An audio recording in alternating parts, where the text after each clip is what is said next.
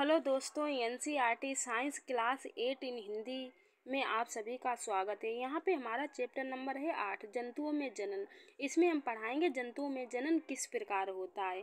Chapter 7 हम पढ़ा चुके हूँ, आपने ना देखे हो आप उन चैप्टरों को पहले कंप्लीट कर लीजिए, तो आपको ये चैप्टर समझने में बहुत आसानी होगी। और यहाँ पे हमारा जो 8 चैप्टर है जंतुओं में जनन, इसमें हम विस्तार से पढ़ेंगे और समझेंगे कि हमारे जंतुओं में जनन किस प्रकार होता है। और इनकी विधियां भी पढ़ेंगे और जानेंगे कि इनकी विधियां 2 प्रकार की होती हैं और कौन कौन सी हैं और कैसे कैसे होती हैं। तो हम इनके जंतुओं के जनन के बारे में अच्छे से विस्तार से समझेंगे और बाद को इसके हम अभ्यास प्रश्न दूसरे पार्ट में हम इसके अभ्यास प्रश्न भी कराएंगे। तो पहले हम इसका कॉन्सेप्ट समझते हैं कि हमारे जंतुओं में जनन किस प्रकार होता है।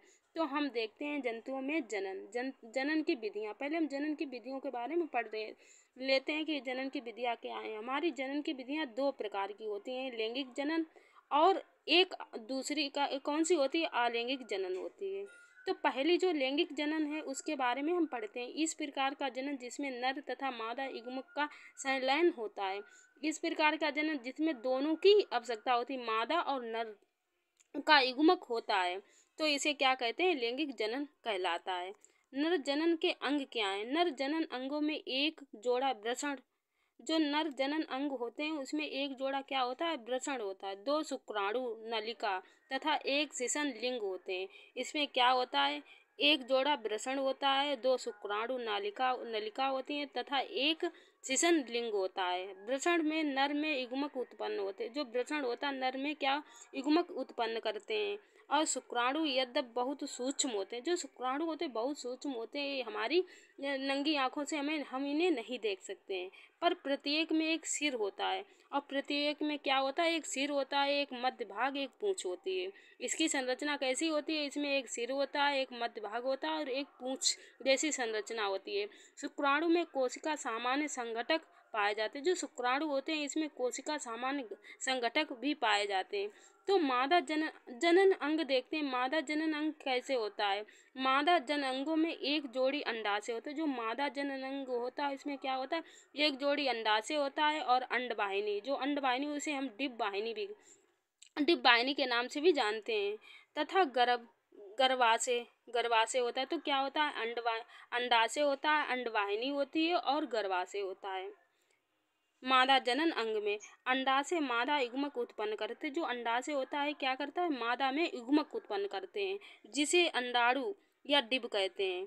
मानव स्त्रियों में प्रति मास दोनों अंडाशय में एक किसी अंडाशय से एक विकसित अंडाणु जो मादा होती है, प्रति मास दोनों प्रत्येक महीने में दोनों अंडाणुओं में क्या होती है, इसमें क्या एक अंडाशय में एक विकसित, दोनों अंडाशयों में एक एक विकसित होता है। अंडाणु अथवा डिंब का निर्मोचन अंडवाहिनी में होता है। जो अंडाणु होता है और इनका निर्मोचन किसमें होता है, अंडवाहिनी में होता है। गर्भाशय वह भाग है जहाँ शिशु को विकास होता है। गर्भाशय क्या होता है, वह भाग होता है जहाँ क्या होता है, शिशु का विकास होता है। शुक्राणु की तरह अंडाणु भी एकल कोशिकीय होते हैं। जो शुक्राणु होता है उसी की तरह क्या होते हैं, अंडाणु भी एकल कोशिकीय होते हैं।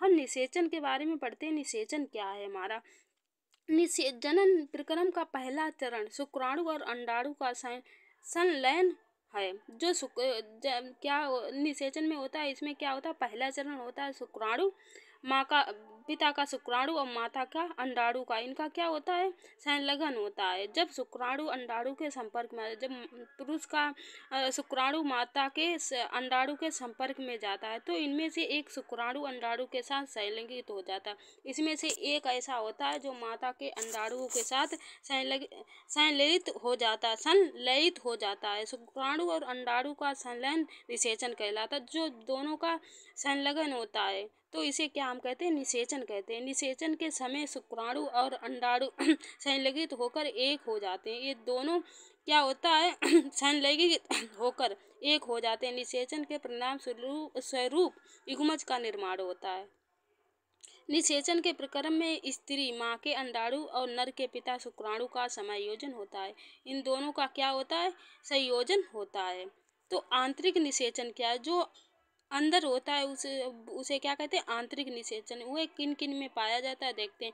वह निषेचन जो मादा के शरीर के अंदर होता है, वह निषेचन आंतरिक निषेचन क्या है, जो मादा के शरीर के अंदर होता है उसी को हम क्या कहते हैं, आंतरिक निषेचन। ये किसके किस में होता है देखते हैं। मनुष्य में पाया जाता है, गाय में पाया जाता है, कुत्ता तथा मुर्गी है उसमें क्या आंतरिक निषेचन पाया जाता है।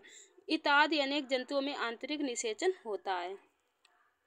क्या आपने परखनली शिशु के विषय में सुना है? कभी आपने जो परखनली शिशु के बारे में आपने सुना होगा, तो इसके बारे में समझते हैं कैसे क्या होता है। कुछ स्त्रियों की अंडवाहिनियां अवरुद्ध होती हैं। जो कुछ स्त्री होती हैं उनकी जो अंडवाहिनियां होती कैसी अवरुद्ध होती।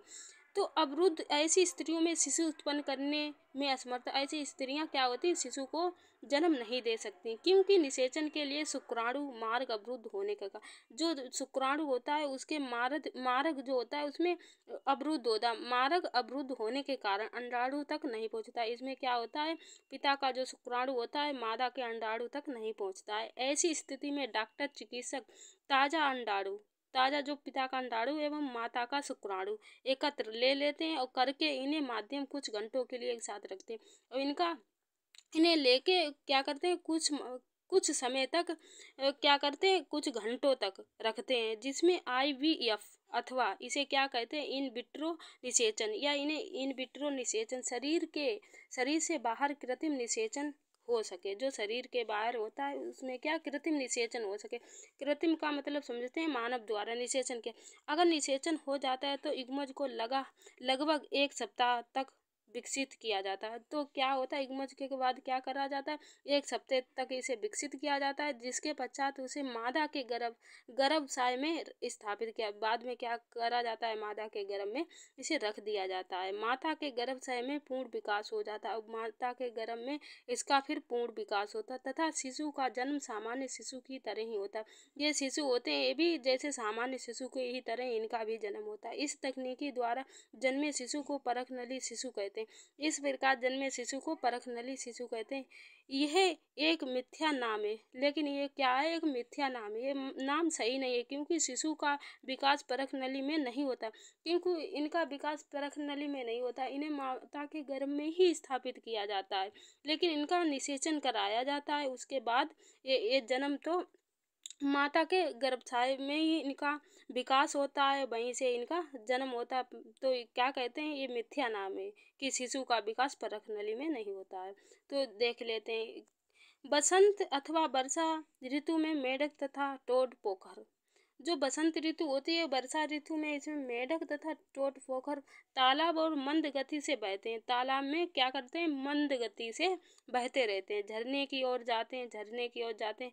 जब नर तथा मादा एक साथ पानी में आते हैं, जब नर और मादा एक साथ पानी में आते हैं तो क्या होता है, मादा जो होती है सैकड़ों अंडे देती है। जो मादा होती क्या करती है, सैकड़ों अंडे देती है। मुर्गी की अंडे की तरह मेढक के अंडे में कवच से ढके नहीं होते। जो मुर्गी का अंडा होता है वैसा ही मेढक का अंडा, उसमें भी कवच से नहीं ढका होता तथा इसकी अपेक्षाकृत बहुत कोमल होता है।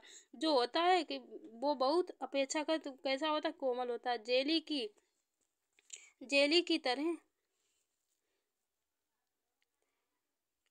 तो क्या है, मादा जैसे क्या जेली की तरह परत अंडों को एक साथ रखती है। जेली की तरह परत अंडों को एक साथ रखती है तथा उनकी सुरक्षा भी करती है, और उनकी क्या करती है, सुरक्षा भी करती है। मादा जैसे ही अंडे देती है, नर उस पर शुक्राणु छोड़ देता है। मादा जैसे ही क्या करती है, अंडे देती है, नर उस पर क्या करता है, अपने शुक्राणु को छोड़ देता है। प्रत्येक शुक्राणु अपनी लंबी पूंछ की सहायता जल में इधर उधर तैरते हैं। जो शुक्राणु होते क्या करते हैं, अपनी पूंछ की सहायता से जल में इधर उधर तैरने लगते हैं और तैरते रहते हैं। शुक्राणु अंड कोशिका के संपर्क में आते हैं। जब शुक्राणु अंड कोशिका के संपर्क में आते हैं, जिसके फलस्वरूप निषेचन होता है, और जिसके फलस्वरूप क्या होता है, निषेचन होता है। बाह्य निषेचन क्या है, जिस प्रकार का निषेचन जिसमें नर एवं मादा युग्मक का संलयन मादा के शरीर के बाहर होता है। जिसमें क्या होता है, मादा के शरीर के बाहर होता है। जैसे मछली हुई, स्टारफिश हुई, जैसे जलीय प्राणियों में होता है। जलीय प्राणियों में क्या होता है, बाह्य निषेचन होता है। भूषण का परिवर्धन, जो भ्रूण होता है उसका परिवर्धन पढ़ते हैं। क्या निषेचन के परिणाम स्वरूप युग्मज बनता है, जो विकसित होकर भ्रूण में परिवर्तित होता है। युग्मज लगातार विभाजित होकर कोशिकाओं को गोले में बदल जाता है। कोशिका समूहकृत होने लगती है तथा विभिन्न ऊतकों और अंगों में परिवर्तित हो जाती है। इस विकसित होती हुई संरचना को भ्रूण कहते हैं। भ्रूण गर्भाशय की दीवार में रोपित होकर विकसित होता रहता है।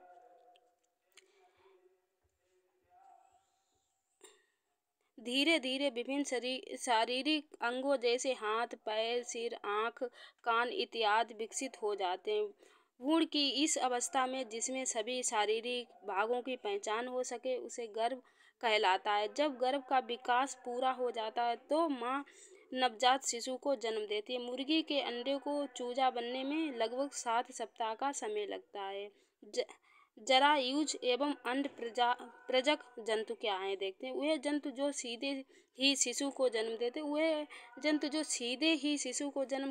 हैं वे क्या कहलाते हैं? जरायज जंतु कहलाते हैं। वे जंतु जो अंडे देते हैं उन्हें क्या अंड प्रजक कहलाते हैं। तो शिशु में वयस्क कैसे बनते हैं इनके बारे में हम पढ़ते हैं। नवजात जन्मे प्राणी अथवा अंडे के प्रस्फुटन से निकले प्राणी तब तक वृद्धि करते हैं जब तक कि वे वयस्क नहीं हो जाते हैं। कुछ जंतुओं में नवजात जंतु वयस्क से बिल्कुल अलग दिखाई पड़ जाते हैं। जैसे मेंढक हुआ, इसमें क्या अंडा, फिर टेपपोल लार्वा जो होता है, फिर वयस्क। टेपपोल रूपांतरित होकर वयस्क में बदल जाता है। जो टेपपोल होता है वह रूपांतरित होकर क्या होता है? एक वयस्क में बदल जाता है। वयस्क में जो छलांग लगा सकता है और तैर सकता है। कुछ विशेष परिवर्तनों के साथ टेपपोल एक वयस्क रूपांतरण कहलाता है। अलैंगिक जनन इस प्रकार के जनन को जिसमें केवल एक ही जनक नए जीव को जन्म देता है अलैंगिक जनन कहलाता है। जैसे हाइड्रा भी मुकुल से नया जीव विकसित होता है, इसीलिए इस प्रकार के जनन को मुकुल कहते हैं। इस प्रकार के अलैंगिक जनन को जिसमें जीव विकसित होकर दो संतति उत्पन्न करते हैं उन्हें क्या कहते हैं? द्विखंडी कहलाते हैं। यहाँ पे हमारा चैप्टर समाप्त होता है। चलो मिलते हैं इसके अभ्यास प्रश्नों के साथ।